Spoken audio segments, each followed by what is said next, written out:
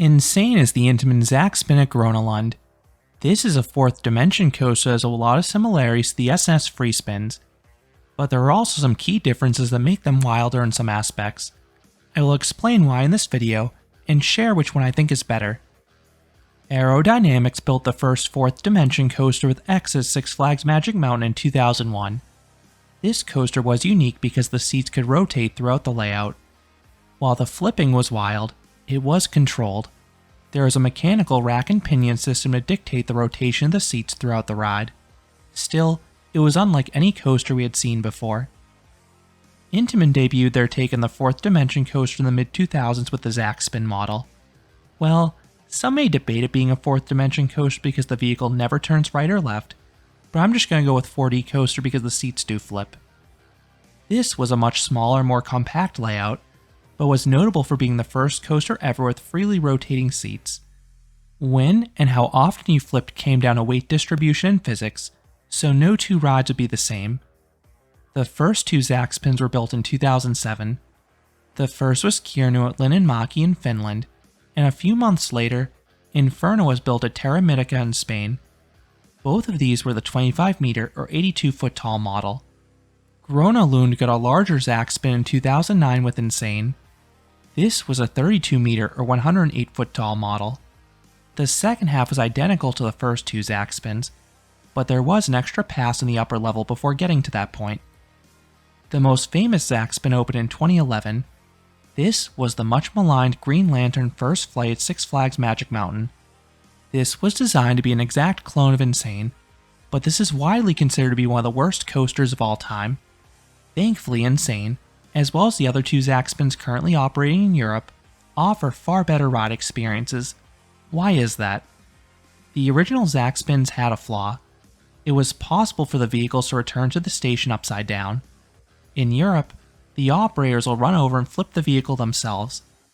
The operators at Six Flags were not allowed to do this, so they would have to call maintenance to do it anytime it happened. This would cause discomfort for those on ride being stuck upside down for an extended period of time, plus an operational delay for those in the queue. To mitigate this issue, Green Lantern's vehicles were modified.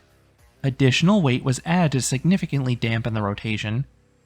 As the park wanted, this did improve the coaster's uptime and prevented vehicles from returning to the station inverted, but it had an unintended side effect.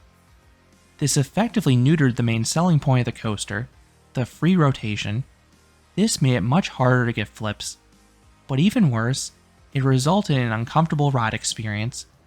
Rather than rotating with the track, the vehicles seemed like they were fighting motion. The motion was unnatural and jerky, and there were situations when you'd invert and get stuck upside down for much of the layout. This was very unpleasant. Fortunately, the three Zacspins in Europe, including Insane, still allow the vehicles to rock as originally designed. Some still find this motion a bit too violent, and this is because of how the vehicles rotate. On the original Zacspins, the center of rotation was placed around the center of the vehicle, not the riders. This causes more forceful flips, but it can lead to discomfort. Compare that to the SNS free spins. This was a 4D coaster that debuted in 2015. This coaster looked very similar to the Zacspins, but the center of rotation was instead placed around the rider. This lessens the violence of the Raven turns, and even if you're flipping during a pullout, the forces are much more comfortable and less likely to send blood rushing to your head. Intamin recently relaunched the Zacspin model, and interestingly, the newest renderings show the center of rotation appears to have been placed around the riders, much like the free spins. They may have realized this would be more comfortable. But back to Insane. This ride has a super small footprint, which was perfect for a space-starved park like Grona Lund. The narrow layout was placed towards the front of the park, and this looks great on the skyline. The white track pops on a clear day, and the ride's unique appearance and flipping vehicles are captivating to watch. When you enter the ride's queue line, you immediately need to decide if you want to head towards the right or left platform. From a force perspective, it doesn't matter which one you pick. The only on-ride impact is the visuals being slightly different depending which side of the track you're situated on. So I would recommend choosing whichever side is a shorter wait. In my visits, Insane has never been more than a one train wait. This ride doesn't hold too many people at once though. Each car holds just 8 riders. You have pairs of riders sitting back to back on each side. The park loads 2 vehicles at a time at least, and they typically have 4 on the track, so the line does move at a steady rate at least. If the ride does generate a wait, it is included in the park's Jet Pass Skip the Line system. This is an upcharge, costing roughly 100 kroner or $9 per ride per person.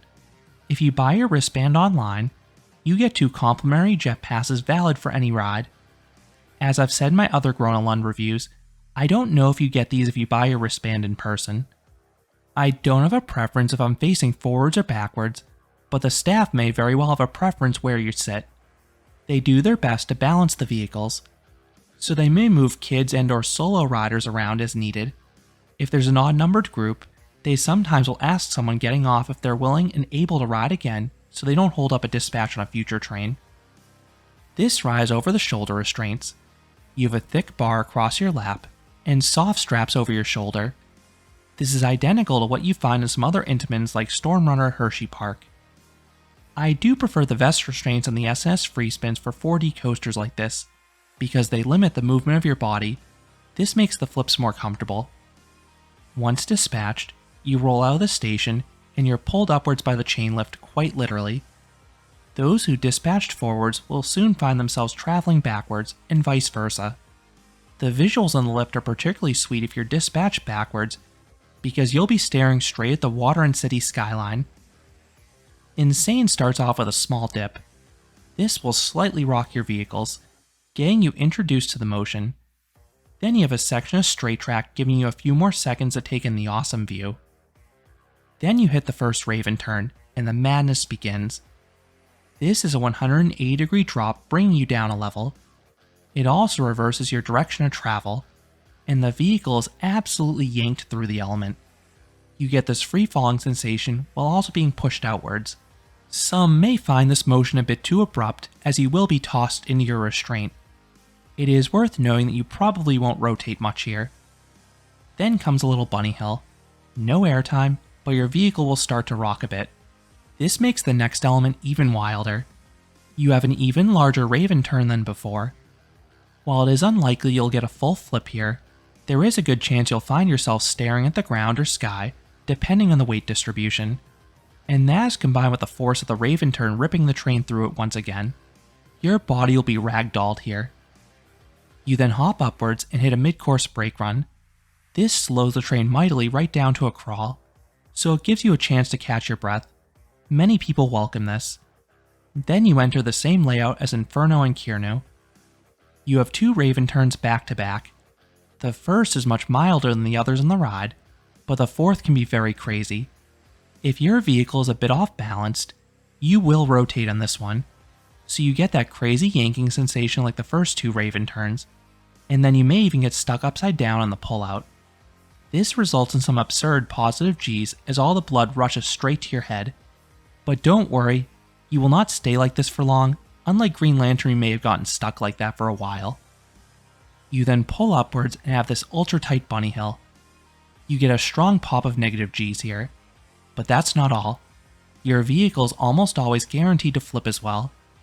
Getting ejector airtime and a flip simultaneously is truly insane, especially if you enter the element backwards and cannot see it coming. This is easily my favorite part of the ride. You then hit a series of brakes. You may find yourself inverted for an extra second or two while you're slowly lowered. You then glide back into the station, and some bars above the track will stabilize your vehicle, hopefully returning it to the upright position.